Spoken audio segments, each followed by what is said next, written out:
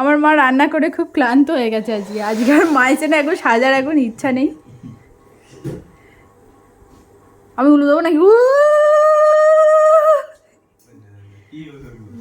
মা নামিয়ে দিচ্ছে একেবারে।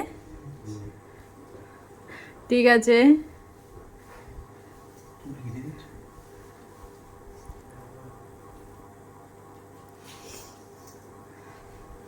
একটু ভাত খাইয়ে দেবে। ঠিক আছে ঠিক আছে। চুলে কি হয়েছে? চুলে তো স্পা করে দেওয়া হলো ভালো করে। না ভাত খাবে? হ্যাঁ হাসি খাও, দাও হাসি দাও, হাসি খাক।